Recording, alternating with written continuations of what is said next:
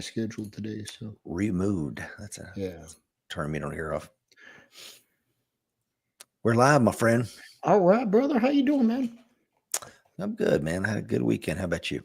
Doing good. Hey guys, we're a couple minutes late, and that one's on me. I had an epiphany this morning about a slide to add in this, and popped that on Rich right away this morning. So, time to wake up.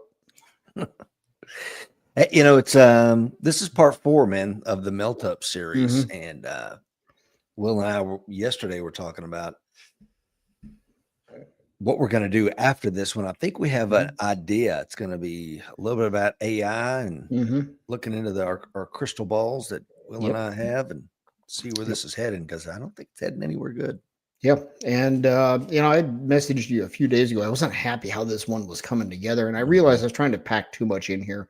So I think we're going to do a part 5 next week, and it may be short enough. Maybe do part 5, and then maybe do a little bit of our more typical news stuff with that. But I think I was just trying to pack too much into the show, trying to do too much in too few slides, and as it is, I think there's still like 17.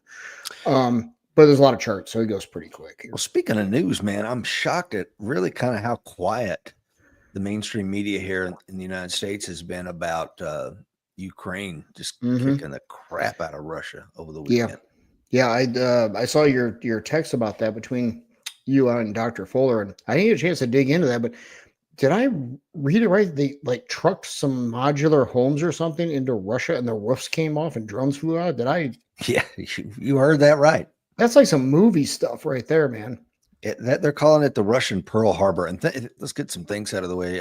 Will Rhodes is Yeah. on coin number 2269. We'll explain what that means here in just a second. Alan Kelly, 1571 from occupied Virginia. Mr. Don Bothwell out there in beautiful Montana, coin number 2270. Mark is on from beautiful Australia. Michael Gentili says, good morning, happy warriors.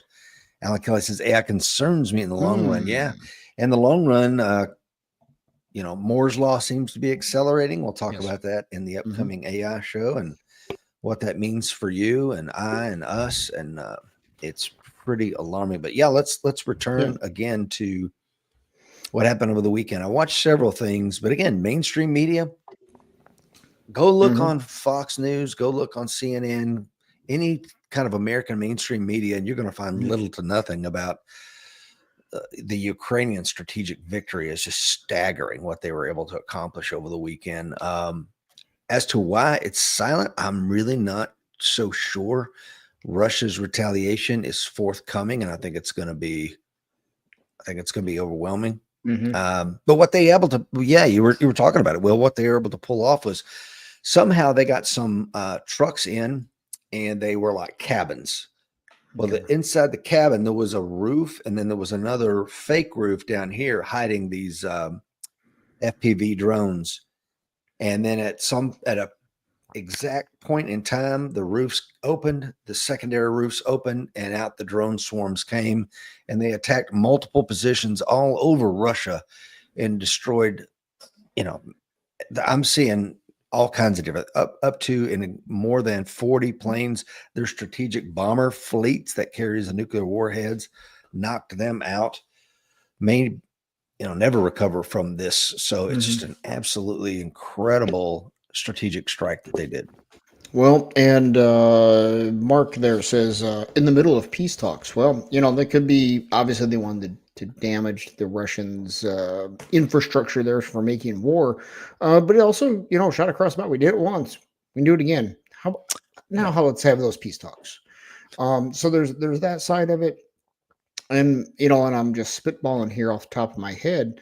Maybe we're not hearing about it here too much because oh gee, it could happen here maybe. Yeah, and they You know, found if you scour the internet, you'll find some. Evidently, they were some of the drones were AI controlled, so they tell the drone like this is what you're looking for. This kind of strategic bomber has mhm. wings like this, and it zeroed in and took them out. And then some of them were command guided. So there are, and that's what's amazing because some of these things were thousands of kilometers inside of Russian sovereign territory. And when the cabins popped off and the drones came out, there was also some vans that were controlling these. So they just abandoned the vans after they had destroyed the planes they wanted to. And you can see like where the little pilot was sitting with his Mhm. joysticks controlling multiple drones at one Wow. time. I mean, like Yeah, that's very movie stuff sophisticated. right there, man. Oh my God. It's That's a crazy. change of warfare, bro. It's Yeah, really gonna it really is. I mean, how do you defeat? I'm making up a number here, 1,000 drones. an You know. electromagnetic pulse Yeah. sort of weapon, probably that's directed. Outside of that, I don't know how you do it. Yeah. I mean, that's you want to talk like you said, that's a complete game changer. Even in peace times now, let's say we started a conflict with, I'll say Mexico. Well, now that border has to be essentially shut down, and anything coming across that could hide a number of drones, crawled through. Yeah, and I saw some were like I don't know if they were civilians or who they were, but once the word got out that there were the delivery system was tractor trailers that had these cabins on the back of it, and there's mountain barn builders that are not too far away from here, so we see cabins coming down the road on Mhm. semis all the time being shipped to people where they make them here, and so I think they were civilians or maybe they were undercover or I don't know who they were, but Mhm. these civilian looking Russians were climbing on top of these cabins on trailers, scrambling, trying to stop it. So Oof. I know it's going to be interesting to hear all the details. But we got Jerry on Yeah. from Knox Vegas, coin number All right. 197. Don Bothwell says they also struck at a facility that handles some of the Russian submarine fleet. Yes, they did. Mm. And more to follow on that as we see what kind of information is coming out. I tell you what, I mean, good on them, I guess, Yeah. but you're poking the bear with a very sharp stick this time. Yeah, absolutely. And it'll be interesting to see how that shakes out. In other news, the attack in Boulder, Colorado, that's according to the last report I saw, too early to call it a terrorist attack. Um, I wonder what else it could be called. And that one, that it wasn't what you would call a typical attack on a group. It was from what reading I was able to do, it was a guy with one of those backpack garden sprayers full of gasoline Mhm. and lighting people on fire. I mean, that's not, I can't say I've ever imagined that one when I'm in a group setting thinking about what the threats might be. No, but it's again low tech, and he accomplished what he was, and he's an illegal immigrant. Did you hear that too? I did, yeah. Yeah, Yeah, overstayed a visa. yeah. Supposed to self deport, I guess, like in March or something like that. So Yeah. How's more that to working follow out? on this, man, and it's what we close the show with. It's been our tagline for 10 years now. The fight's Hmm. coming. Be ready. And what Yep. does be ready look like? Well, that's up to you. Well, now it looks like watch out for a guy with a backpack garden sprayer and a lighter. You know, he found a way around the limitations he had. Couldn't I'm assuming couldn't access firearms, right? Right. Not a citizen, overstayed a visa, not going to get a 4473 through the system. And so Mhm. he found a way. Well, I mean, it's funny. I was talking to my son-in-law. Can you hear me? Okay. You just faded out. You're started good on that and then faded real quick. Test 1 2. Still weak. 2x5. Okay. Let's see here. Well, I'll tell you what. Let's get into the Oh, show, and then there I'll you go. try to work out my comm difficulties. All right. Just came back. Okay. So that's good. Yeah, you're fine by. Okay. What I was getting at is my son-in-law went to a concert over the weekend, and he said he wanted a bottle of water, so he paid some obscene amount of money for a bottle of Hmm. water, and they took the cap off. And he said my intent was just to kind of put it in my back pocket when I wanted it, and Hmm. it's like, hey man, can I get the cap back? I kind of want to just, and they're like, Hmm. no, we're sorry, it's a safety thing. And it's like, what are you talking about? Well, it can be used for this and that. The cap can be dangerous. He's like, what about these, brother? What are you gonna do Yeah. about these? Yeah. Like, do I need to turn these in? Yeah. It's that's just stupid, man. It is. It really is. And it just, so they worry about stuff like that. But, yeah. And then the backpack sprayer, you're never Hmm. gonna stop evil. I mean, you're just Right. never. Yep. Uh, They're going to find a way. yeah, I mean, Timothy McVeigh, got some fertilizer and some diesel Hmm. fuel, and knocked down a federal building. Yeah. Well, and then after that, they put in restrictions on, somebody comes in who's not a quote unquote registered farmer or whatever the right word is there and buys, 3 tons of ammonium nitrate.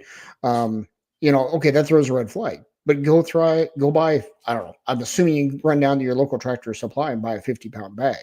So if you're patient enough, you can still get it done. 100%. Yeah. You're I mean, is it going to be one of those deals now? I mean, I went to Lowe's the other day and I bought some spray paint. Mm-hmm. We're spray painting the stove. So we needed some of that flat black high Mm-hmm. temperature spray. Mm-hmm. And it's like, you got to show me your ID. And I'm like, for a can of spray paint? Now Mm-hmm. this is going to be the new thing, Will. Garden Yeah. sprayers. Yes. I'm going to have to show my ID for garden sprayers. Yeah, that's going to be Form 4474, the garden sprayer FBI background check. Yeah. Greg is on. Good morning. He says, good morning. All in Semper Fi, coin number 1928 from Rhode Island. I hope you have a good see you, time brother. there. Allie says, multiple shootings at gatherings in Virginia and Tennessee this weekend. Yeah. Mm-hmm. Guys, I don't know what to tell you, man. Got to be ready. Yep. Simple as that. Absolutely. Yep. Be ready, stay switched on, all that stuff. Head on a swivel, all the trite things we say in the community, right? But they're all true. Yeah. So this is part 4 of the Meltup series. We got one more part, and then we will wrap the series up and move into the next thing. But what's the sphere of greed? Looks pretty good. Yeah, it's so we're down to 62. It was up to maybe 72, somewhere in there at one point in the last month or so. Short-term market's overbought. It's going to go back and forth here between tariff talks, trade talks, Trump, pulling stuff out. This is part of the Trump, he likes the chaos. He likes to, switch things around. I don't know what we're going to see short term here. It's going to be interesting when the Q2 numbers start coming in July, and we see what happens. We may well see a huge spike in GDP because we saw imports subtract from gross domestic product. So in the first quarter, everybody's trying to front run the tariffs and get stuff ordered. And also a lot of physical gold came into the country, and that counts as an import. So that drug down the first quarter GDP number. Well, that's all front loaded now. So the theory out there now is importations will drop dramatically in the second quarter, and we could see a huge GDP number, which Team Red is going to be like, see, tariffs work. Well, yeah, but we need to wait for a longer term trend and for tariffs to either be enacted or not be enacted, and trade deals to either be settled or not be settled before we can say this worked or didn't work. So that's going to require a lot of patience, but Team Red and Team Blue are both going to make hay on both sides of that volatility. Yeah.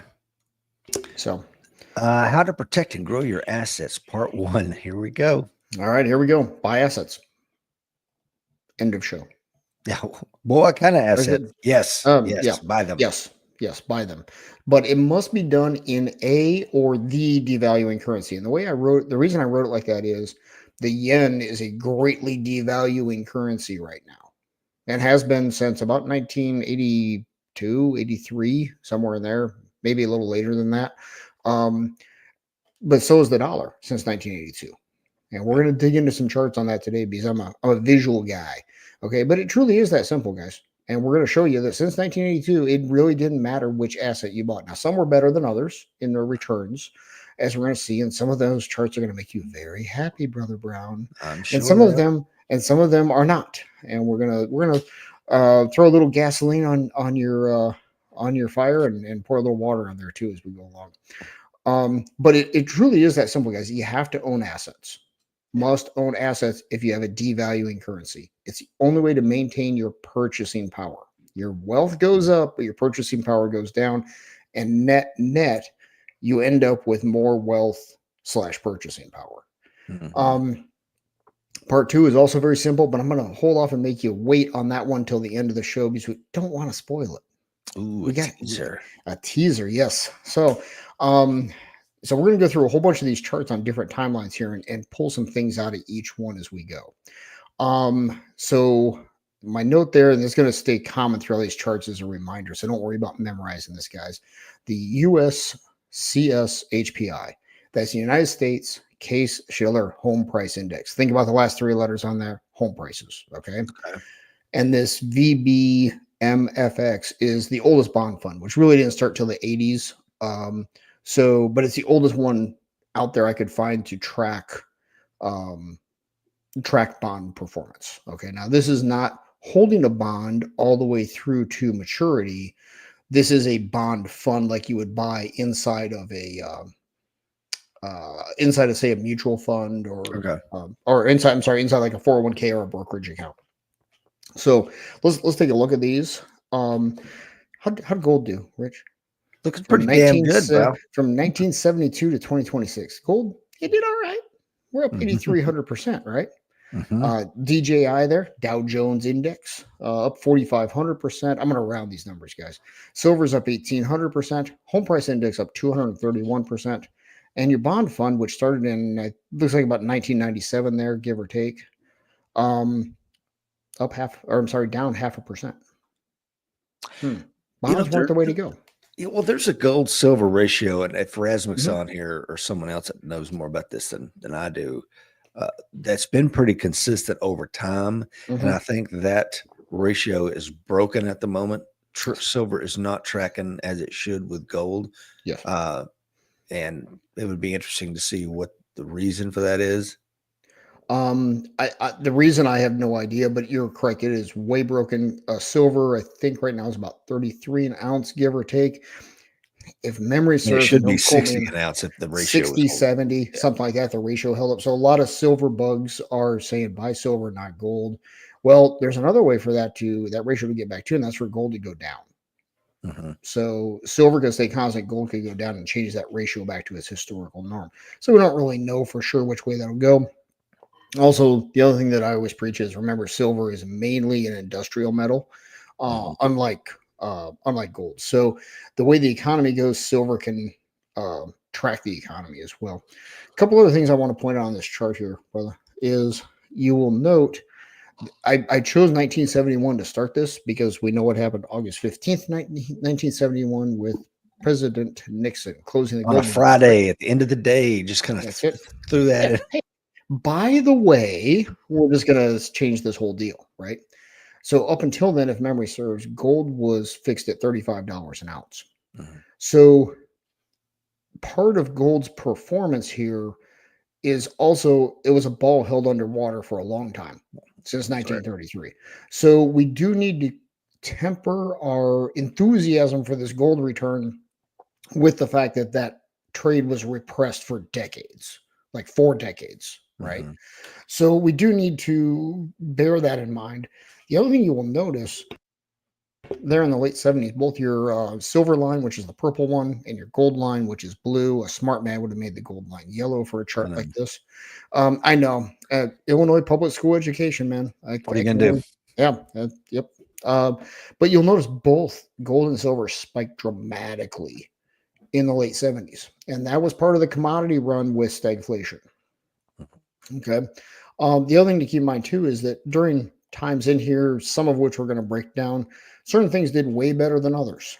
So don't just look at the end of this chart and be like, oh, buy gold, go to sleep. No, No. it's not going to be that simple. Okay.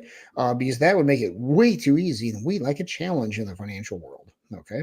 Well, and speaking of that, Mhm. we haven't done this in a while. And as Yep. I'm looking at this, thinking of the folks watching us live on YouTube, if they're joining some YouTube because YouTube said, "Oh, here's a live show, check it out," and they're like, Mhm. "American Warrior Society," Yeah. and these guys are talking about finances. What are Yeah. we doing? Well, there's a lot of ways to protect your family. There's a gathering in Boulder, Colorado, where you got to look out for the thing that doesn't fit in, right? The guy Mhm. on a Sunday who looks like he's doing landscaping work in a public area, And you probably set you and your family on fire. exactly. So you got to be aware for things like that. You got to be aware down at your local gas station when you're filling up at 11 o'clock at night, right? You got to be Right. aware when you're driving, right? That's part of protecting your family. And we do that without thinking about it. Well, you got to be aware for your personal finances too and what's coming economically. And it doesn't mean you got to get into this stuff like I do, right? But some general knowledge of, hey, how's the system work? What is the long term trend for any reserve currency? And that takes decades, right? But that About awareness, 250 years. yeah, give or take. Yeah. But that awareness and that knowledge lets you better provide for your family and protect them when bad things come, and understand what's happening overall and not get caught up in the noise of team red, team blue, blah blah blah. So that's the way I view it. Now, And I think again, you'd agree with me. 100%. My beautiful bride, the lovely and ever ravishing Miss Lisa, is on. Good morning, Miss Lisa. She says, "Good morning, folks." So I can't just go buy gold and go to sleep, man. I'm gonna tell No. you, when I started purchasing gold and silver back in the start of the pandemic or pandemic, however you want to look at that, I bought gold and silver in equal amounts, and I Mhm. wish I'd bought less silver and more gold. That's why I'm talking about the ratio, because my return on that is Mhm. almost nothing.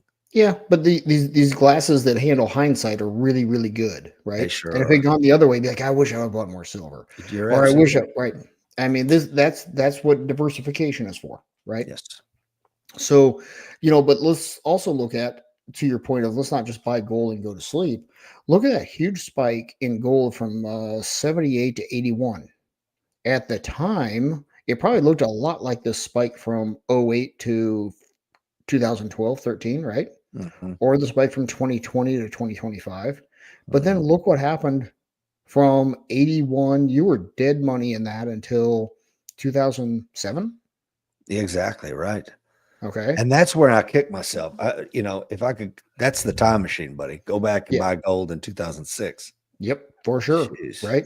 So also, I mean, you can look at it again from like 2012. You were dead money till 2022, just a couple years ago. You had Yeah. 12 years of dead money. Right.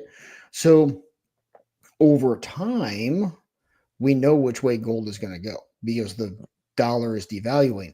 But what the market likes for any number of reasons is going to change within that. And that's Well, where you later on just you just snuck it in on us, Will. And that's you said it, and you said because the dollar's devaluing, as if Mhm. everybody's aware of that. Like, Okay. you need to wake up to that fact, folks. It ain't Yep. because gold got any shinier. Right. Absolutely. It's because the currency is devaluing. And it started in 1971 when Nixon closed the gold window and delinked the US dollar to gold. Yeah. And that's when it started. And that's And that's when why. he took his hands proverbially off the balloon that was underwater. Yes. Yep. And then gold spiked up, right? Yeah. So, I mean, we can even look at from 72 to 75. That was a heck of a run for gold, right? Mhm. But then again, even within that, from 75 to what, 78, that's 3 years of dead money, True. right? So, that's where, and this is the late night washed up actor on a 30-minute infomercial. Buy gold now. Look at this chart. Well, yeah, but Mm. right. So I don't like to get too crazy about any certain thing, and I don't get married to any investment. It's a vehicle to provide a way to grow wealth for my family.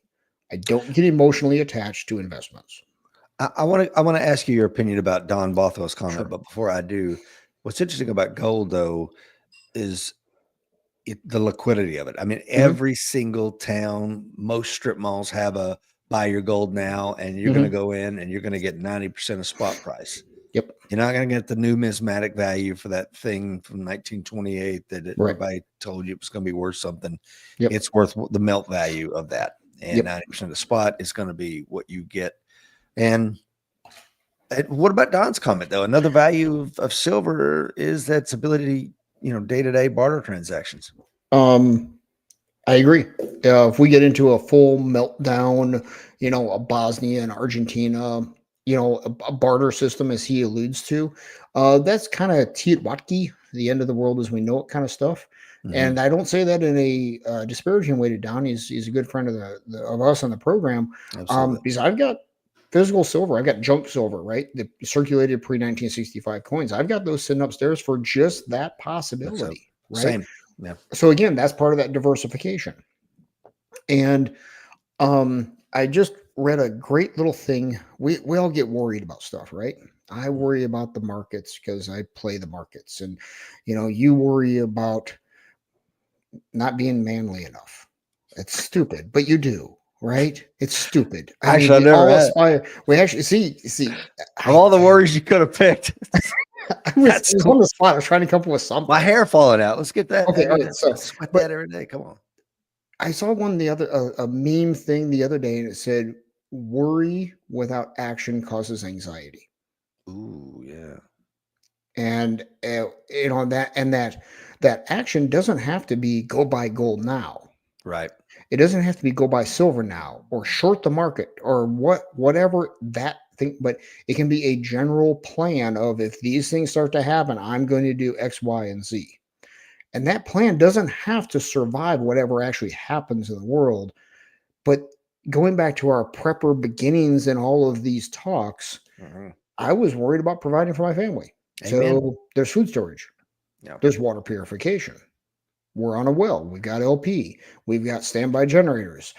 I've got all these things in place to provide and protect my family, including the skills you get through the training vault, the American Warrior Society with your coin number. So doing those things got rid of those worries for me. But I don't necessarily have the perfect solutions for any of them in place because I don't know exactly what's going to happen. And that's what we're trying to provide here today with Yeah. this whole Meltup series is these things could happen. And there's a lot of anxiety out there. No, and I tell you, I had never really been a prepper until, and I'm still not really a prepper, although I've done the things that you've alluded to, backup generation, LP, and all this stuff. Uh, until I became the regional manager for the American Red Cross. So my responsibility was entire state of Tennessee. I managed government operations with regard to TEMA and FEMA and our partners, and that was my thing. So you Mhm. respond to a disaster and prepare for disaster. And when I plugged into that, I realized, pardon my French, oh shit, the FEMA plans and the TEMA plans are like, hope everybody's ready to self rescue because there ain't nothing Mhm. coming. Yep. We can sprinkle money on the problem, but Right. that's it. They're Yep. on their own. And Yep. I'm And you can I don't know, maybe and I'm making this up and it's not what happened at the time, I'm sure, but so you have these folks that are out in this remote area in a flood in the Carolinas and you know what, we just deposited $3,000 in your bank account. We're here for you. Well, that's great. There's no store open. all right. Yeah, so big deal. And they're only taking cash, by the way, and the electronic Mhm. money they put in there is going to do you no good. It's not like they're handing cash. Exactly.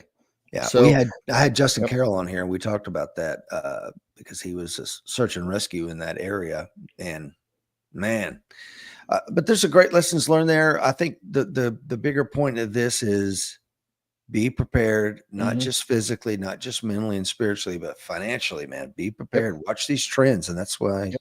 what you bring Absolutely. to it. Let's bring Alan Kelly's comment up because that's a good one to look at. What's he say there? In 79 to 85, my income was lean and didn't allow for investments during that period of time. Let's keep that in mind. I want to talk about that one towards the end of the show. And the timing matters, right? I Yeah. mean, my income was low after I got out of college in 91. Um, so I didn't get a chance to fully invest and take advantage of the dot-com bubble. But Yeah. you do what you can with what you got at the time, brother. Well, you could have And lost your ass too. that's true. Absolutely. So um coulda, woulda, shoulda, right? Yeah. So, but this knowledge also allows you to pass this on to your kids and your grandkids, and that's where I'm seeing this for me Yeah. now. Like, Generational wealth, creating a legacy. Dr. yeah, Gordon Watson is on. Good morning, sir. He's up there in Ohio. He has coin number 1688. Anything else we need to cover on this chart, my dear friend? no, sir. All right, so now we're going to start zooming in on time periods here to look and see how things shook out. So now you and Raz make Mr. Gold number. They were feeling pretty sporty on the last chart, right? That is Yeah, correct. well, as we said, timing matters. If you in 1981, you went, you know what, gold's the way to go. Well, not so much from 81 to 2025. That's right. Now the Dow Jones takes off, okay? And 81 brings in some other players too. Right in that general time period is when we started in with 401ks and IRAs, Mhm. somewhere in there. I couldn't nail down an exact date for you. But the ETF for gold didn't come along till 2000 90s 2000 something, somewhere in there. So there was a period of time in there, maybe 20 years, maybe as much as 20 years, where the only way to buy gold was physical gold. You couldn't buy it inside of a tax deferred account where you were putting part of your paycheck and an employer match and all those sorts of things. So, that's part of the reason the stock market has taken off so much since the inception of the 401k and the IRA is, that was when Reagan enacted that. Wall Street, they danced a jig. They knew what was coming. Oh yeah. Okay. So right, wrong, or indifference, not team red, team blue thing. It just is. Okay. So let's look at this period of time from 81-ish to current day. The Dow's up 4,400%. Damn. Pretty darn good. Okay. Gold's up 389. So the Dow Jones 10x gold. Mm. That's a heck of a move. Okay. It is a heck of a move. All right. But it's not an asset. And that's what we're here to talk about, right? Well, so we're going to dig into that a little bit at the end. Okay. As far as how I view, say, gold versus stocks versus bonds versus houses, how I view these different assets. And I'm not saying I'm right. It's just how I view it. And you can take it or leave it or refer to me as stupid or whatever you like. It's still pretty much a free country. It's fine. I would never do that. Joseph brings up a good point. He says, I see the Boulder police chief failed the FBI National Academy class on terrorism. I have not read that. I haven't seen that either. So it surprised me. Yeah. I don't know. Well, yeah. How does one fail a government class anyway? Interesting. So we can see here the stock market really started taking off. So this is also where we need to look at, okay, so there's certain periods of time where things happen.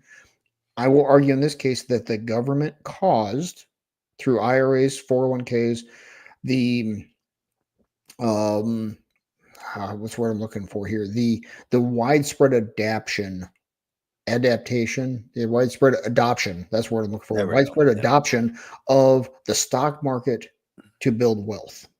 It was used long before 1981, for sure, right? Going back hundreds of years across different countries. But the whole idea of, tax deferred, put part of your paycheck in there. This becomes part of your retirement instead of a pension of some sort. Big change. And look what happened to the stock market. So I'm on a pension and I'm loving life. But my point there is what the government does can affect where your money should best be placed.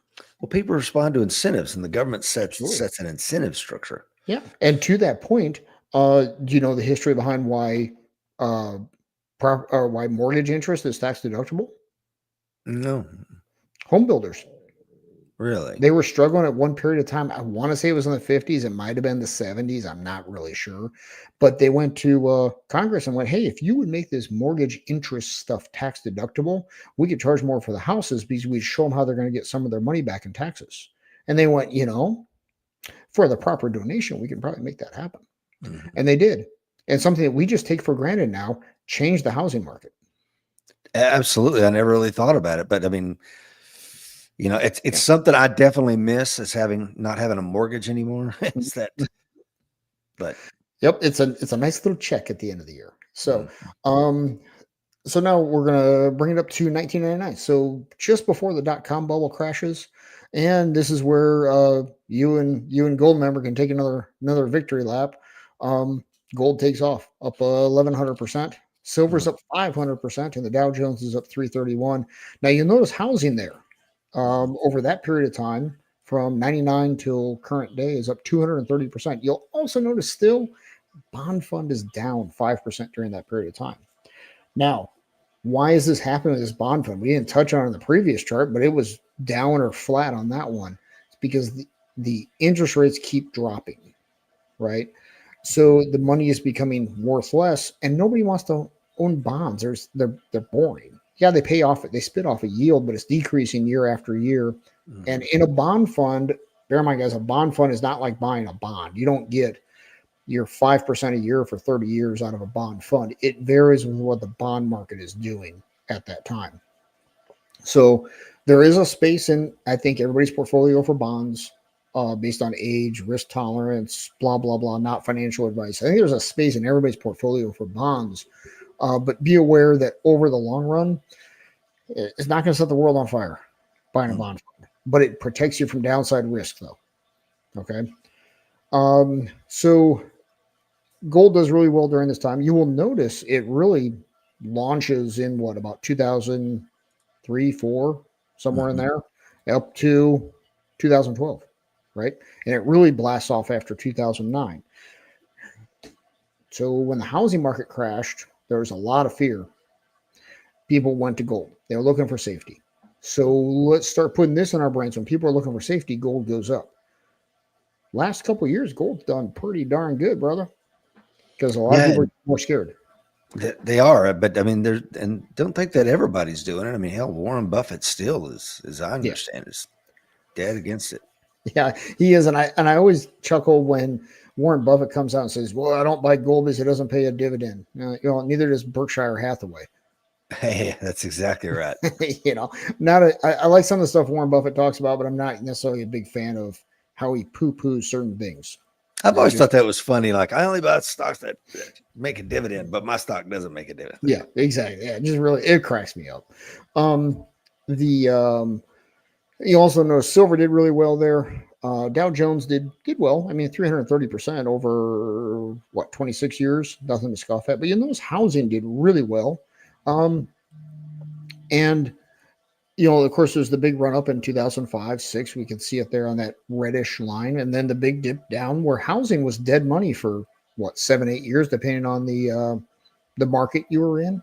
Mm-hmm. And then it started taking off again as everybody, as the whole housing market, it shook out and cratered and then recovered. But again, we're looking at very long timelines here. And as humans with emotions, it's hard to hang on through the long timelines. Mm-hmm. Okay. Um, Let's take on Don's yeah, let's comment. do I'll that. read it to you there. He Okay. says the concept of payroll deduction and its adoption created an easy and consistent way for workers to save and the stock market to get a systematic inflow of cash. The mutual fund world dramatically expanded to absorb that. Very interesting comment. Yes, very much so. And then that also spurned ETFs, exchange traded funds, which is basically a mutual fund, but it trades like a stock. Because mutual funds only trade once at the end of the day when they settle for that day. So if something starts happening in the world and you want to buy or sell a mutual fund, you can do it all you want during the day, but it doesn't settle till the end of the day. So you can move out on that. You can lose out on that intraday move. Yeah. And now we're into very specialized ETFs. You've got shorts and sectors and leverage stuff, everything from Bitcoin to you can trade ETFs that trade oil. Yeah, it's wild. Edmund is in the house. Good morning, the Semper Fi brother. He is coin number 2062. Alan says, do you feel there may be a substantial down adjustment in gold prices in the future? Are we going to get to that today? Well, the short answer is yes, eventually. Eventually, yeah. Right? Eventually that will happen. My crystal ball is a little fuzzy on when that could happen. But I will throw in there, if we looking at history, which is why I want to go over this stuff with you guys. 09 to 2012 was a heck of a run in gold, as we can see there, right? If you can bring that chart back up, brother. Oh, sorry. That's all good, man. So 09 to 2012, gold was up huge, over 100%. And then, of course, we know what it's done the last couple of years here, looking at this chart from 2022 to now. It's up huge, right? But the market swung that way and there were human emotions. Well, those human emotions will swing back the other way eventually. And when they Wait a do, minute. Isn't this a relative value? And what I mean by that is this is relative to a devaluing currency is why it is. one, if not the main reason that we're seeing this go up. Mm-hmm. So if the dollar continues to devalue, gold could almost go up forever and until the dollar's gone. It will. The question is, in the long term, you're absolutely correct. In the shorter term, meaning a year, 3 years, 5 years, as we see for this chart, gold was dead money for 8 years in there. So this is where next week we're going to get more into this whole diversification thing and how a person could structure a portfolio to capture the long-term move in a number of things. Okay. And this is just going to be, there's nothing going to be real revolutionary that we talk about next week with that. It's going to be kind of a boilerplate diversification thing. But the overall trend, to your excellent point, brother, is own assets. Because some are going to go up, some are going to go down within shorter periods of time based on anything from government incentives, meaning tax incentives for the most part for us regular folks. You've got, human emotion. Was there human emotion when housing was skyrocketing 2004 through 2008? Yeah. Absolutely. Couldn't Hell It's yeah. different this time. Housing will never go down again. Mm. Okay. The most dangerous thing you can hear in the investing world is it's different this time. This is not different. Nope. Okay.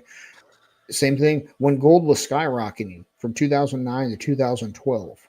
Oh, this is it. It's going to the moon. $48,000 an ounce is my prediction for next October, right? You heard all kinds of stuff like that, right? Well, and then it was dead money for 8 years, Mhm.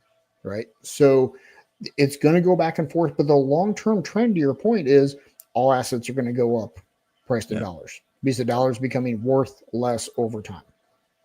Yeah. The problem is hanging on during these periods of time when you're dead money for upwards to a decade. Yeah. And when I say dead money, I'm referring to, yes, over that 10-year period, all you did was break even, but you lost purchasing power to inflation during that time. So you did worse than break even on the price. Plus, in the meantime, you lost wealth. Yeah. If you had to sell it to cover your living expenses while it was down, your standard of living is going down. Good point.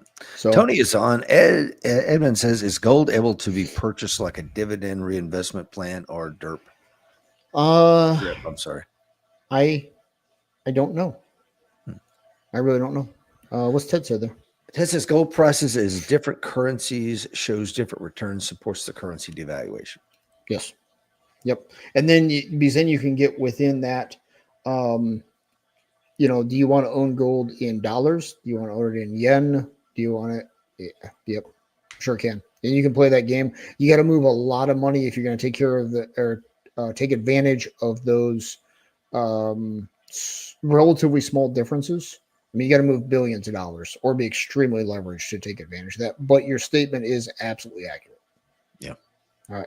So now we're going to bring the Wayback Machine up to a little bit closer to now, and we're going to go 2007 through current day. Gold's still looking pretty sporty here, brother. Yes, sir, it is. Okay. Bonds are still negative, right? Now you'll notice that our green line there for bonds went up though from 2007 through about 2012 and then went flattish for a while. Mm-hmm. That was a period of fear, right? So people flooded into bonds. These bonds are safe. You're going to get your money back, right? So again, during that period of time, and I didn't break that out, but bonds were probably up 12% over 5 years there ish. And you go, well, 12% in 5 years. Well, it beats losing money, like Yeah. the housing line there, right? I So, it's the old saying, I've never seen anybody go broke taking a profit, know. right? So, the sun even shines on a dog's posterior every now and then, right? So bonds over the long run, a bond fund is not a great investment. However, there are periods of time when it's an outstanding investment. Mhm. Okay, so same thing. Let's take a look at our gold line there. It skyrockets up at the same time. Our what kind of purplish, not even purple, magenta-ish line there You talking for the about Dow Dow Jones? Jones. Yeah. Yeah, goes down, right? So now this is where you see a common one out there. Not advocating for this, not financial advice. All the disclaimers. Holding 10% of your portfolio in precious metals through an ETF in your IRA, 401k, whatever it's allowed in. Well, suddenly when that 10% doubles over the course of 5 years, it's easier to withstand that stock market drawdown. And also, by the way, your bonds, if you're doing, say, a standard 60-40 portfolio, 60% stocks, 40% bonds, well, the Mhm. bonds are offsetting your stock loss, right? And now let's say you ran 60-30-10, 60% stocks, 30% bonds, 10% gold. Well, during this period of time, your gold doubled, Huh. right? If not more. Well, that's going to help you weather and hang on through that stock market correction post housing crisis, right? And we're going to, at the end of this, we're going to talk about holding on. Okay, it's the hardest part and it's the most important part. Okay, but it takes that knowledge and faith that the system will continue to devalue the dollar. Yeah. Okay. If you're following any of the subreddits and financial subreddits, diamond hands is Mm-hmm. hold on to it. Yep. Exactly. So now we're up to 2012, so bottom-ish of the housing crisis, and onward from there. Your gold doesn't look so good here, brother. From Nope. 2012 to current day, 13 years to go up 100% to double. Dow Jones up 220%. Look at the home price index, though. Suddenly, this one's a rock star, right? Up 152%. Well, now, this is a little bit of a cherry pick date for housing in that we bought at the bottom, right? Everybody can look like a rock star. I was approached in about 2016 to join on with an investment group that specialized in buying single family homes around the country. And they went, look at our returns in the last, 5 years. And I was like, okay, when did you guys start? 2012. Well, okay, come on. Yes. Who couldn't make stellar returns in housing during that period of time, right? Yeah, and I went, no, not touching you guys. But you had to have dry powder to do it. You had to have dry powder to do it, which brings up an excellent point. Where does that dry powder come from, say, to go buy that housing, if you were so inclined to, in 2012?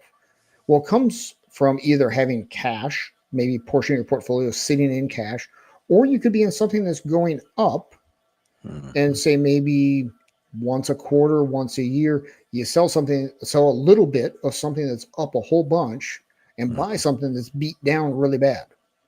Okay. Now you might say, well, I don't have enough money in my 401k IRA to cash it out, pay the taxes, and buy a home and take advantage of this home price change. Well, good listener, you are lucky in this day and age because now you can buy ETFs and mutual funds that do it for you. Right.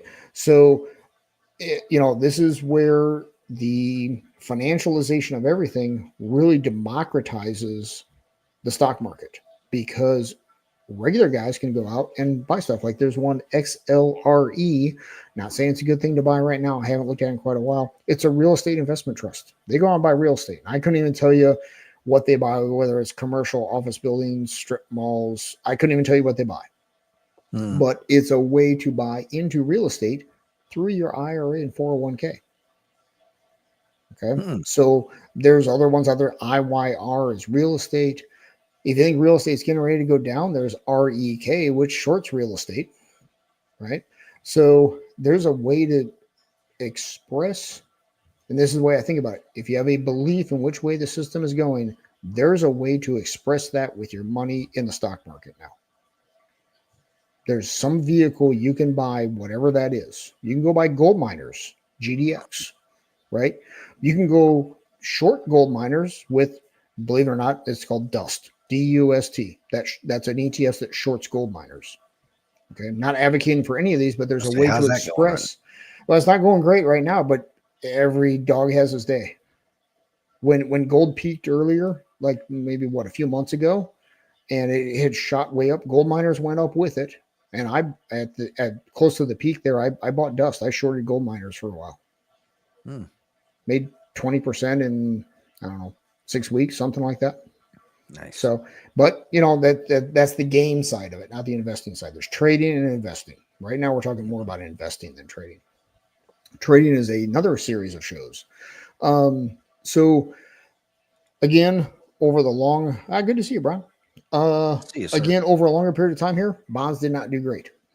Okay. But bear in mind, this bond fund, this is just tracking the price of the bond fund, not the yield, not the interest you're getting off those bonds as well. I couldn't find a way to do that, to express that on a chart here for you guys. So, all right. I think we beat that one to death. Okay. All right. Now we're coming up here, 2019, pre-COVID, right? So now let's take a look at this. Your gold is shining again there, brother, up 154% since 2019, right? Silver, same, right? Dow's only up 63%, right? Housing's up a lot. We know about housing shortages, right? I follow the Florida market closely. Housing exploded in these boom towns, right? So, but again, look at bonds. Here's what we do. Initially, 2019, 2020, 2021, you can see bonds were up quite a bit during that period of time, right? Fear. There's a lot of fear. People wanted to make sure they got their money back, so they bought bonds, right? In the meantime, you can peel the yield off of that while you're holding that bond, getting through that time of uncertainty. Mhm. But the point there is, over the long run, the bonds will lose money unless they're making the money more valuable. Okay. True. So again, it's the emotion within this. Okay. But the long term answer is buy assets. Period. Amen. That's just all there is to it, guys. It's the hard part. Okay. So let's face it. Why are we doing a show on this? I could have just had one slide that said buy assets. Have a nice Mhm. day. Right. Right. So it seems pretty straightforward, right? You buy gold, you buy stocks. This is not in order, guys. Okay. This is just things to do. Okay. Own a home, right? Because your home, that home price index, that's your home. You got to have someplace to live. If you pay rent, that's 100% interest, right? Mhm. So own a home, because that asset is going to go up in value. That's why homes were $4,000 in 1950, whatever, right? Or land. I mean, that could be any Or land. real estate piece, Yep, right? absolutely true. Yeah, I wish I would have thought to put that in there. Yeah. Absolutely. Okay. I own a little piece of land that I got my gun range on, and the value of that just shocks me when I check it. Okay. Wow. But it's the same thing. The dollar is devaluing, right? Mhm. And maybe a rental home if that's your jam, right? Because Mhm. now you're getting somebody else to pay for it for you, right? And the assets going up in value. That you get the double whammy, right? In other words, guys, just own assets, Right. and specifically assets priced, valued in the devaluing currency. So let's just say this wouldn't ever happen because it's not how the system works, guys. But let's just say the US dollar is devaluing and XYZ countries currency is appreciating in value. It's going up in value. Mhm. You don't want to own assets in XYZ countries currency, No. because those assets are going to be going down in price relative to owning them in US dollars that are going Mhm. down in value. This is why you will hear of some big hedge funds doing what's called a carry trade. And this is where they will go borrow money. In this case, right now, all the rage is go borrow it in yen, because yen is devaluing faster than dollars. Mhm. So you borrow in yen and then you go invest in the US stock market. So relative to the yen, the dollar isn't depreciating in value as much. So you get that differential back to, I think it was Don's comment or Ted's comment earlier talking about the different currencies. So you're getting that portion of it. He referenced it in the gold trade. People are doing it now in the stock market. Specifically, it was Nvidia. They were doing it at the time with the hedge funds. And that works great until the Bank of Japan comes out and goes, you know what, we're going to raise interest rates. Right. Suddenly their currency becomes worth more and the whole trade unwinds. And that's when Nvidia went down. I think the whole stock market went down like 17% in a relatively short period of time, a few months. And it was that trade unraveling. Could that be the black swan, something like that that causes the next one? I don't know. Who knows? Could be any number of things. Could be, I know, here's a crazy one. A bunch of drones inside the roofs of cabins. All right. Right? We don't know. That's why it's a black swan event, because we don't know what it's going to be. Mhm. Right? So we can spitball all this stuff, but what I really want you guys to do is look at the longer term trend. Let's say something really crazy happens in the world. China invades Taiwan. The Russia Ukraine thing escalates even further. Israel, Iran, take your pick, whatever it is. The US government only has one answer to that. That's print more money, All right. right? And what's So that what going to do to happens? my dollar, though, if they print more money? That's going to devalue it. Yeah. But then every one of your assets is going to go up in those dollar increments, Mhm. right? But now we're going to get to the hard part. And this is the hard part, guys. No two ways about it. And it's something I struggle with. I will fully admit that. Is it impatience? Is it my own human greed, fear? Yeah, it is. And this is one almost everybody struggles with on some level. Some are Mhm. better than others. I, at times, have been really bad about this. Okay. It's something I'm working really hard on getting better at. Okay. But I'm not a guy not to do nothing. I feel like I'm doing something. What's Mhm. Don say here before we move on? Bonds are typically seen as safer, more stable than stocks. They were the destination when there was a flight to quality, when the stock market got too volatile. These days, not so much. Bonds are subject to quality issues just like stocks. Yes, let's dig into that. Bring that back up, please, brother. Let's dig Absolutely. into that just a little bit here. So, Yes, are seen as safer. In other words, this is was it Will Rogers, and this is about return of capital instead of return on capital. Mhm. This is why during the depths of COVID or during the depths of the housing crisis, people were happy to buy U.S. Treasury bonds, paying basically zero. I'm scared. I just want to put my money someplace where I know I'll get it back. Mhm. Period. Dot end. Okay. If you bring that back up, brother, my Sure. memory isn't what it used to be. Um, so the flight to quality that the so the stock market gets volatile, so people run to bonds. But there's issues with bonds, like if it's corporate, is the corporate going to be able to pay back? Corporation going to be able to pay back, say, a 6% bond, and during the depths of the housing crisis or during COVID? Not sure. Maybe I'll buy gold. And I say, gold goes up 113% in 2 years, right? So that's part of the flight to quality too. And let's face it, when the dot-com bubble happened, there couldn't be a flight to quality into gold because the gold ETF didn't start till 2003, something like that. Okay. So that it couldn't be done back then unless you went and bought, but you have to pull your money out of your tax deferred account, pay the penalty, pay the taxes, and then go buy your gold. Well, you're never going to make back that 20-30% you lost between penalties and taxes. So people didn't do it back then. Well, now it's real easy. I'll go buy this gold fund. Okay. So also now bonds are subject to the last line he puts in there. Bonds are subject to quality issues just like stocks. Yeah, people are not. Um, people are not. Don't have the same faith in bonds they once did because bonds are becoming more volatile too, and we can see this. There was a very odd thing that happened when Jerome Powell lowered the Federal Reserve's um, interest rate last year. He lowered the interest rate by half a point. The 10-year Treasury, now bear in mind the Fed controls the short end of the curve out to about 2 years. The 10-year Treasury is basically the bond market. In other words, the Fed doesn't control it. Long-term inflation and economic expectations don't control it like on the 20 plus years. The 10 years, its own animal. It's truly the market, the bond market. Powell decreased interest rates half a point. Bond yields went up half a point. They went, no, no, no, no. Interest rates need to be higher than this. We're going to take care of that for you. That was where he started to lose control of the bond market. And that was when suddenly he started getting real his policy didn't change, but his rhetoric really toned down. Because if he loses control of the 10-year treasury, he loses control of a good chunk of the economy and the market. Because the 10-year treasury runs the mortgages because banks borrow for 10 years and loan for 30. They do that to increase their spread. The the 10-year bond basically controls everything. So, on that happy note,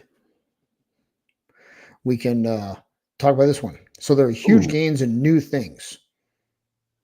Guile is on. Good morning, Good to see brothers you, and brother. sisters. Late notification again. Oh, my I hate to goodness. hear that, my dear friend. Yeah. Um, So, huh. This is a good chart for whatever's way up there, right? What's up there, brother? that'd be Bitcoin, my dear friend. That'd be Bitcoin up 30,000%. Mhm. I So, got some tulips I'll sell you here in my garden if you want to buy those as well. I'm just well, kidding. I no, don't mean to but shit on it. It is no, something. but your point is well taken in that what is Bitcoin, right? It's worth something because we all agree it's worth something, right? Till it's not. Till it's not. Well, I mean, let's say tomorrow, the U.S. government put out an executive order to confiscate all gold and reprice it at $20 an ounce. Mhm. Well, what's your gold worth now? And again, they've done it before. It's And exactly they why I picked the numbers, right? absolutely they can do it So again. so it comes back to now it'd be a whole lot harder to do this time than then, I believe, right? Yeah. But also government policy can drastically change that. And we've seen that with Bitcoin on steroids, right? Mhm. And this is part of the financialization of Bitcoin. It's lost what it originally was, in my opinion. But it doesn't change the fact that if you would have put your money into it, you'd be up 30,000%. Now, this goes from its inception, guys. So this is if you would have bought back when it took what 82 of them to buy a pizza or whatever the number was there from Yeah, he Jimmy John's used, or Papa I think John's. it was 10 Yeah, or to buy a 10,000. I'm pizza. sorry, It was 10,000. 10,000 to buy a pizza at one point, right? Now, if you would have held on to that, you'd have what, $100 million, $10 million, whatever the math would be on that. All Yeah, right, because I'll do the math on here in a it's second. about $100,000 a Bitcoin right now.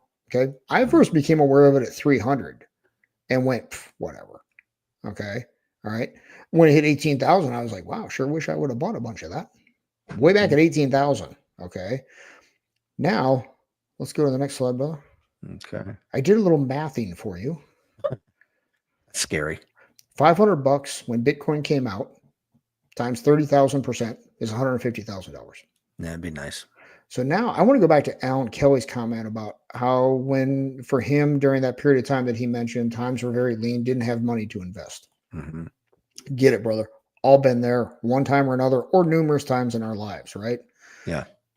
Here's I'm not advocating go out and buy every, Dogecoin, and I'm not advocating for that at all. But a couple of small bets, and that's what they are. They're bets. Okay. Hmm. That happen to hit can change your life. So I'm not advocating going out and buying every stupid thing that comes along, the pet rock and whatever else you can name, right? But cherry pick a couple here and there and take a little bit of a flyer. I mean, when did Bitcoin start? Do you remember? I actually can't remember. It was after the dot-com bubble, of course. That's a good question. I'll have to look that up. Look, I'm just going to throw 2010 out there. I'm pretty sure that's not right, but 2009, close. Yep. 2009. Okay. Hmm. So 2009 today, 16 years, right? Would you really miss the $500 back then that much?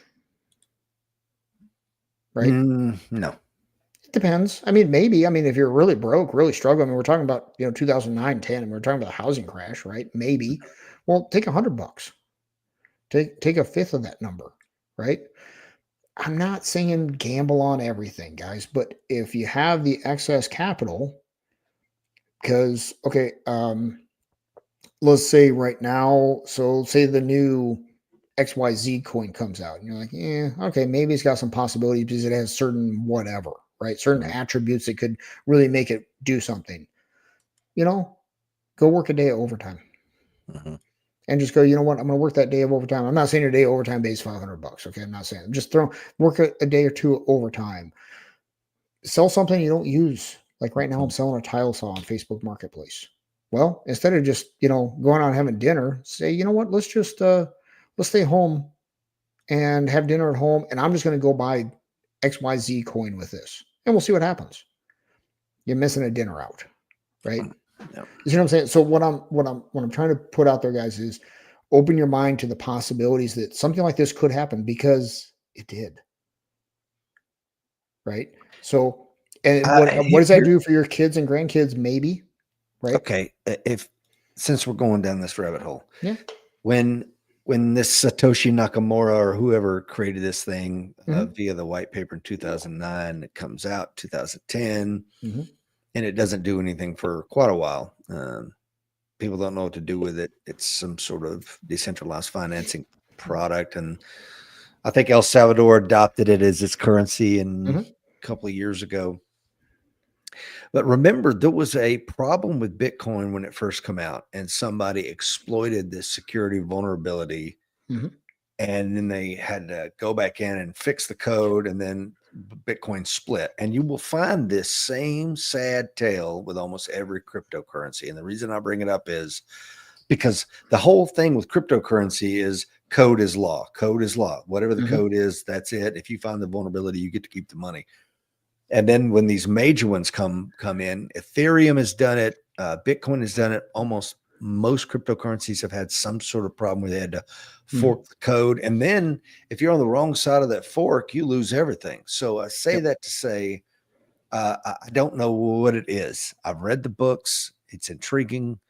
But at the end of the day, I'm on the side, not financial advice. It's a freaking tulip, man, Hmm.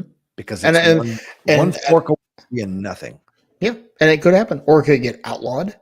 Right? Yeah. There's been talk of that happening because if that starts becoming a reserve currency, and I say that with air quotes, is the U.S. government actually going to let something compete with the U.S. dollar for that? No, it isn't. No, and look at But this. You can't. I mean, how does El Salvador have this as a currency with that level of volatility? well, and of course that's a big problem. But I mean, it's El Salvador, right? Mm. Right. I mean, it's El I mean, we're Salvador. I getting mean, in bed with them, man. They're we doing we some. are, but when I say that, I mean what I mean is their economic power.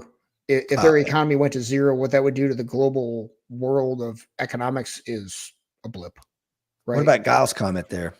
Cash is still king, as long as you want to lose purchasing power. Oh, If you're holding cash, brother, right? yeah, That's the and way the it's just system's set up to work, the and hot it Tula has, girl had her own right? meme coin. I mean, that's how Absolutely. ridiculous it is. Okay, so to that point, hold on to those thoughts about the Okay, volatility and the Haktua girl and all these things, okay? Because I think I view these things, you and I view these things very differently. we do absolutely. You're not right. You're not wrong.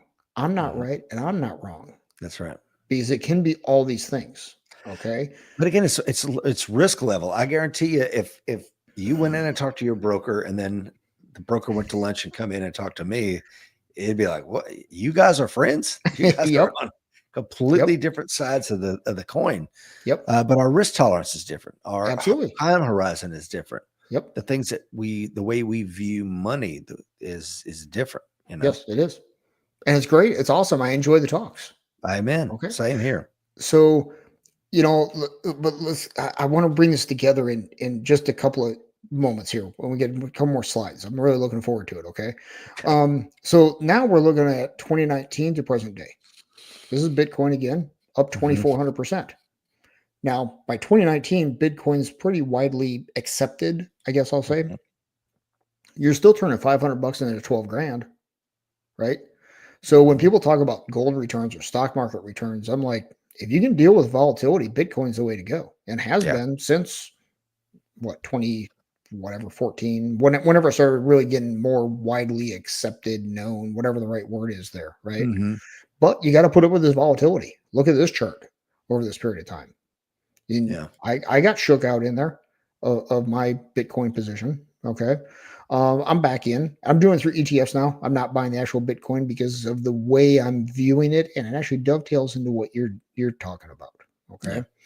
Um, and my dovetails a little bit into your view of it and my way of expressing that with my money. Well, think about what you just said. It's not even Bitcoin, it's an ETF of the Bitcoin. So if Right. you think Yep. Bitcoin's worthless, let me tell you what an ETF is when Bitcoin becomes worthless. Well, they'll both go to zero. Yeah. They will. I did the same thing when the Facebook IPO came out. My wife was on Facebook. I think I may have been, whatever. Mhm. And it comes out, it's 30 something dollars a share, and now it's Mhm. over $600 a share. Mhm. And I sold out, it dropped down. And once I Mhm. broke even, I'm like, let me sell up my position. I think I had maybe $500,000 in it. But if I'd have held on to it, look what I would have had. But Mhm. again, it's one of those things. Yeah. Meta was getting sued. There was some all kinds of issues with Europe and copyright stuff, and it was getting its ass kicked. And I'm like, this is what am I doing here? This is stupid. Yep. All right, sorry, had to check out. I got a text from my beautiful bride. I'm checking that. Okay, So good. slight pause. Got it taken care of. Okay, so the point here is that even in this period of time, like basically, we'll call it 6 years here. All right, Mhm. $500 turned into 12 grand. Could have turned into zero, right? But the point is, take a couple of these flyers, and we're going to talk about how to do that in just a moment. And when I say how to do that, I don't mean what to buy. I mean, think about how much, right? Mhm. 500 bucks. 500 bucks in 2019, well, like 500 bucks in 2020 was just wait for your next stimmy check, right? And that's what brought on the whole GameStop, Robinhood, all that stuff too, right? Yeah. Great little Um, movie about that, by the way. Dumb Money, if you haven't seen it. yes, great one. Your audio just dropped there, brother. Um, don't not sure what happened. Testing, So, test. yeah, better now. So here's so now what is new, and I say new with air quotes, right? Mhm. Um, Uh, let's look at our timeline here. This is 71 to 83.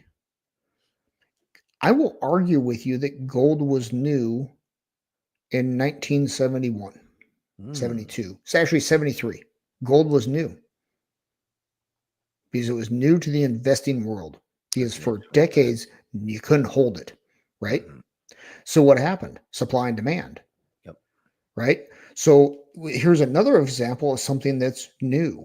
New in the sense that we couldn't hold it from 1933 to 1973, make it easy here, okay? For 40 years in there, you couldn't hold it. So now gold was new. Look what gold did during that period of time. And there's other factors. There was stagflation. There was all these Right. other things happening, right? Yeah. But gold was the quote unquote new asset at that time because it was now legal to own it again, right? But why does it do that in the in 80? Is that a recession driving the price of gold up like that? Honestly, I don't know. My guess is that there was, I mean, I was from about 76 to 1980. I mean, you want to talk about a hockey stick, man. That looks like a Bitcoin Yeah. chart, right? Right. Yeah. So was that, I mean, that was the depths of the stagflation, and we get caught up on the stagnation part of that with the economy, but don't forget about the inflation piece of that, Right. right? So the inflation was driving asset prices up. Housing did very good during that period of time, up 50% in 5 years, which at that time was unheard of. Yeah. These housing was very stable previous to that going all the way back. Mhm. Same thing here is the inflation side pushing that up for sure. But how much of that was human, you know, greed and emotion? Mhm. A good chunk, I bet. Right. And Yeah. then look what happened when the dollar started increasing in value. It took a dip down there in 80, and then our double dip recession, 81, right? And since Mhm. then, so during that period of time, as soon as bond yields, interest rates started coming down, people started going in the stock market. You got your whole IRA, 401k thing starting to happen. Money started flooding out of safe assets into risk assets. And look what happened to gold. And then it Mm. went on about a 15-year hiatus. It was terrible. I was just Googling while you were talking about it. So 1981 is when the first MBS is I guess available for purchase. I'm Okay. maybe messing that up, but I don't know. Yeah. You're talking about housing and all that other Yeah. stuff. I was just kind of thinking about that. Yeah, it all comes in together, and it Hmm. takes a long time for all these things to happen, and that's what I struggle with. It takes a long time. I always think things should happen faster than they do, and I'm finally getting better at it. I'm not there yet, but I'm getting better. It's it's hard to go against your own personality traits. Okay, I Yeah. mean, I'm the guy that'll stand in front of the microwave yelling, "Hurry up!" I got stuff to do. Okay, um, uh, I've seen him do it, folks. It's the craziest thing you It ever saw. is. It's the craziest thing you ever saw. It is. So, Crazy Chief said, "All right, so let's go talk about gold some more. I've heard you Mm. like that stuff. So let's talk about Yeah. gold priced in Weimar marks. Mhm. Weimar, Germany, pre-World War II, right? Post-World War One, right? So this chart goes from January of 1919 to November of 1923. Mhm. Buying gold looks like the easiest thing in the world to do here, right? Yep. Easy. I mean, you got a period of time in there where there's some deflation where it goes flat, but it's not going down in value. So you can hold it and be like, yeah, we're not making any money, but we did pretty good the first, the number of years before that, a couple years before. Easiest thing to do in the world, right? I can see your smirk. You know what's coming, don't you? Oh yeah. Yep. Take a look now. Next chart. Mhm. Oh, sorry. So part two, this is the challenging part. You can go to that one. It's fine. Okay. This is the part two, and this is what separates those who understand the system from those who do not. And I will admit in the past, I did not fully understand the system. Okay. And I think I got a decent handle on it now, but there's always a monkey wrench in there. It could be government intervention, all sorts of things, Emotion. emotions, big time. Right. And it's never the same. Right. So this is where diversification and position sizing are crucial. Okay. So what is, in my words here, real diversification? This is having a little bit of Bitcoin. This is Mhm. having some gold. This is having some silver. My opinion only, not financial advice, having some physical gold, some physical silver. Okay. Have sitting on some dry powder uh, to Giles' comment about cash is king. You got to have that dry powder to take advantage of opportunities. If you were 100% invested in the stock market in 2009 and it went down 50%, it's pretty tough to find the dry powder to go buy housing, Yeah. right? What So, percentage of your portfolio should be, and again, not financial advice, get the disclaimer out of the way, mhm. of your portfolio should be cash? Depending on what's happening, I can run anywhere from 3% on the very low end. And when I say sitting cash there, that would be a money market account, which right now is paying 3%. So you're getting something for it, right? Low end 3%. The day before or actually the day Trump announced the tariffs, because he Mhm. did it after the market closed. So that day I went to 80% cash. Mm.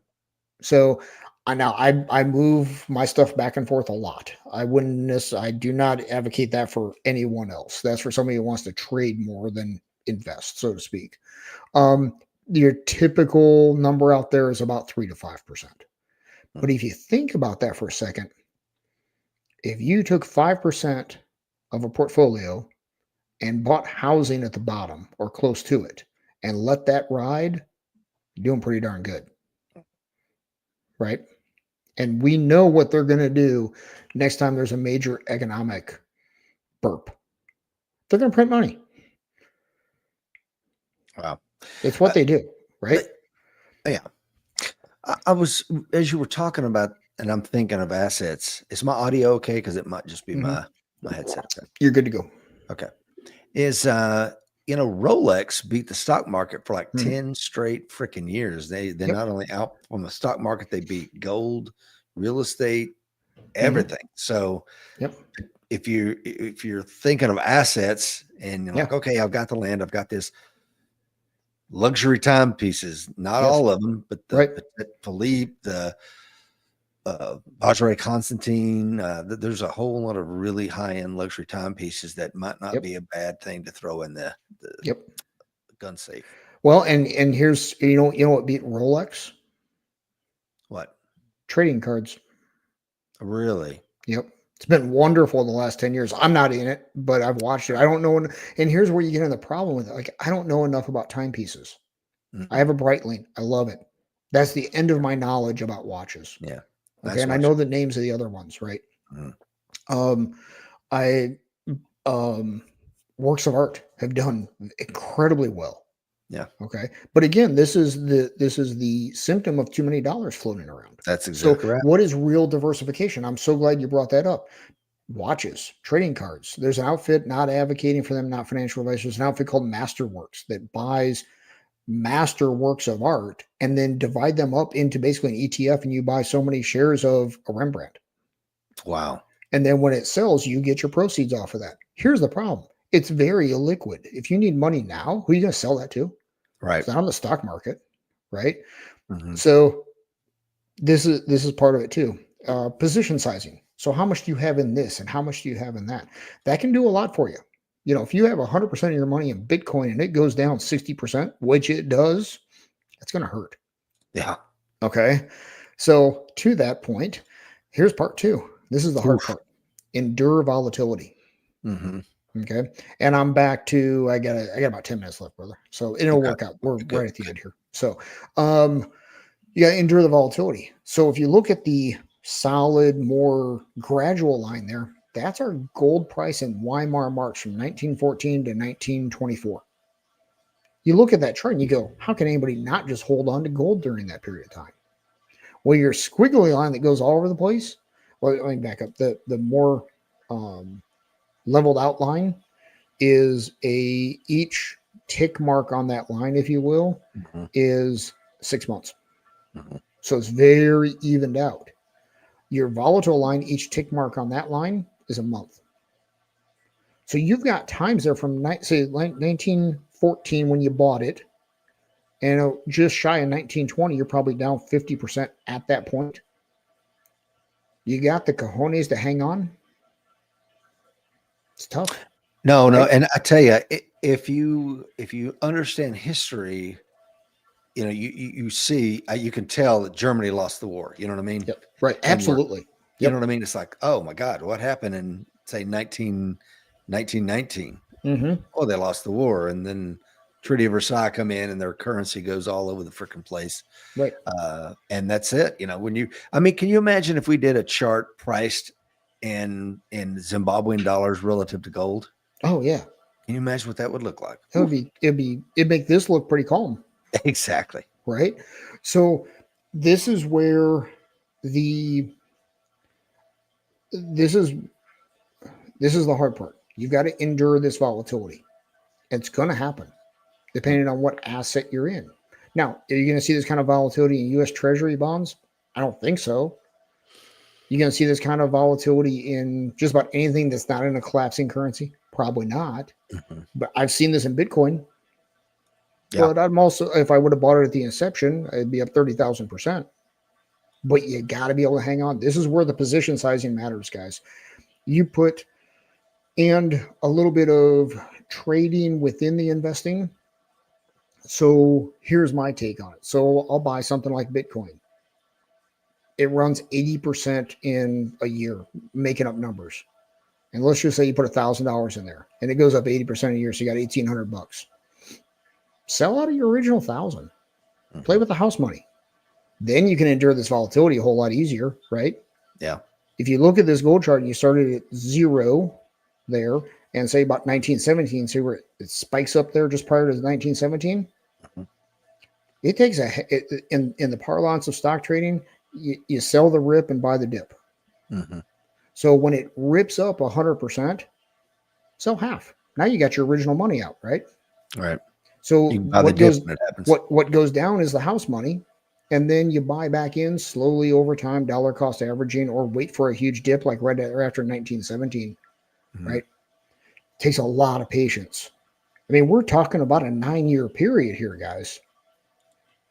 Right? And in today's world, 9 years that's like 3 careers in the stock market, right? So enduring the volatility is the really hard part. So this is where we're getting to. And look at the stock market in the last 2 months. Mm-hmm. We were at one point down 17%. The S&P at one point was down 19% on the year after being up prior to the tariff announcement, being up, 4%, 5% on the year, something like that. You're talking about a 25% swing peak to trough. How easy was it for people to hang on during that time? How many people capitulated on that one? This time it wasn't retail. It was institutional money that did, like we talked about last week, right? Yeah. So this is the hard part, guys, is holding on during this volatility. And there's some stuff we're going to talk about next week with that I want to dig into a little bit more about techniques to endure volatility. I was looking at these little spikes like in 1916. I'm like, why did you have those big spikes? Yeah. Anyway, There's human emotions, feelings about things, changing government policy. I have no idea. I'm making it up. Yeah. There was some battles that Germany won, 2 big battles in 1916 they won, and then 1917 they lost 2 big battles. I'm wondering if that's what we're seeing there. It could well be. People are losing faith in their dollar. Yeah, I mean, it all plays into it. Geopolitics.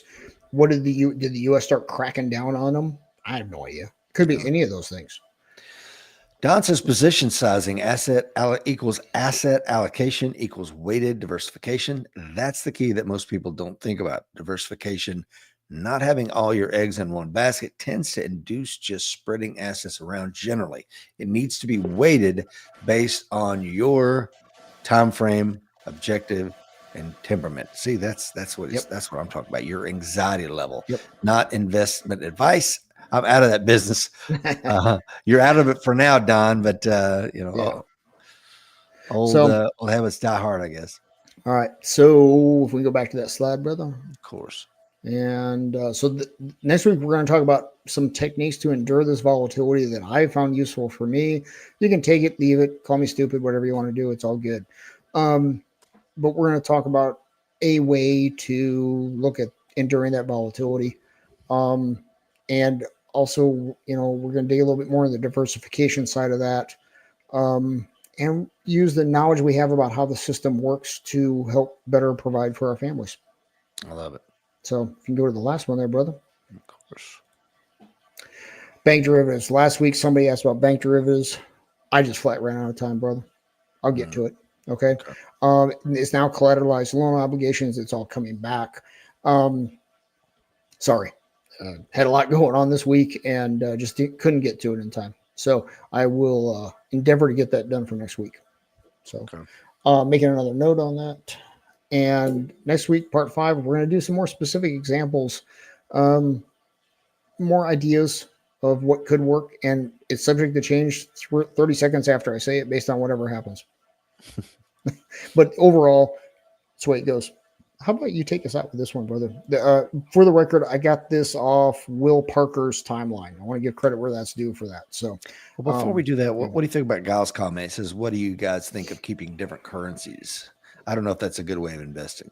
Currency trading, it's very difficult to make money at it, any substantial money, any substantial return at it.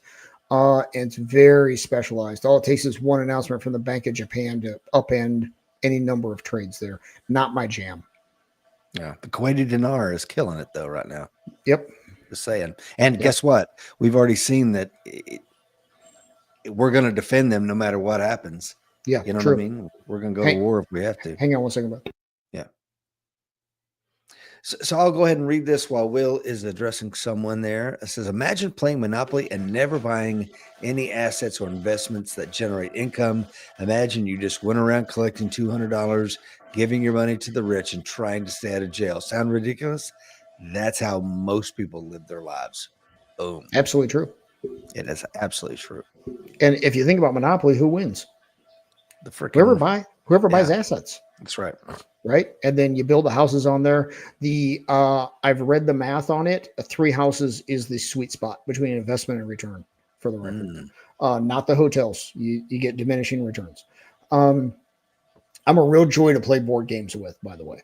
I love Monopoly, for the record. And I used to crush my friends with it. And finally, my buddy's wife beat me one time, and she wrote all over the Monopoly board. On this date and time, Jennifer beat Rich Brown in Monopoly.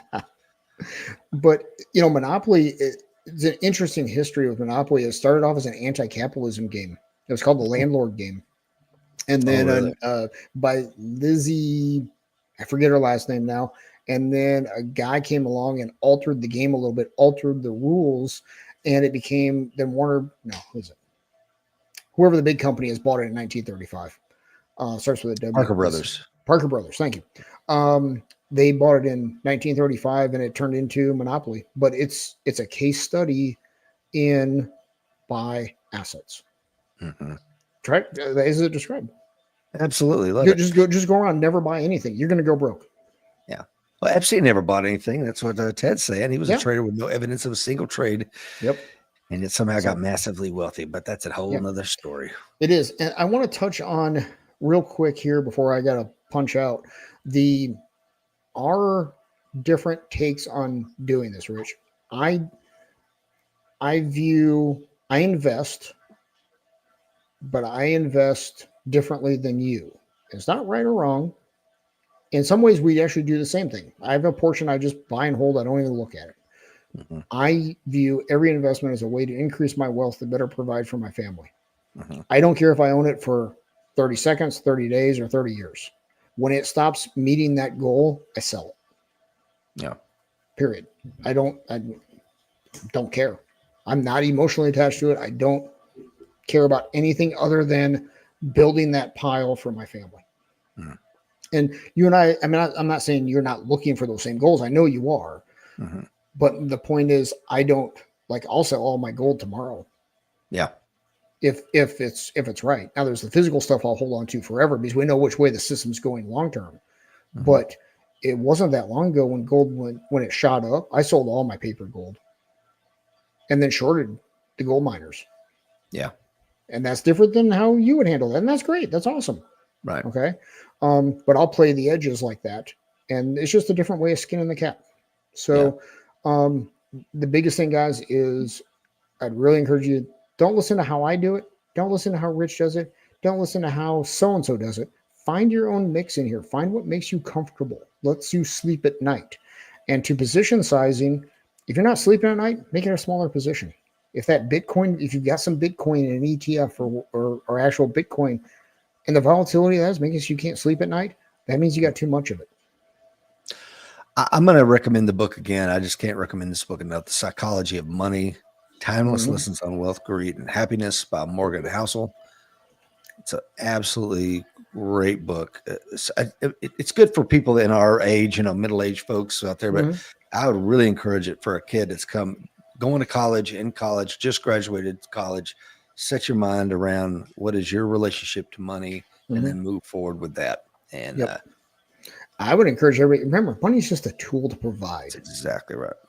There's no intrinsic value in money. No, It's not a just bit. there to provide a means. That's Yeah. it. So hence my zero emotional attachment to any of this stuff. I Mm. love gold. I'll sell it all. I love my cars. I'll sell them all. Yeah. Right. It's just a way to provide for my family. Period. Yeah, I love it. Same here. So, all right. How about you take us out, brother? Oh, I would love to. Guys and gals out there in Warrior Nation, remember the fight is coming. Be ready.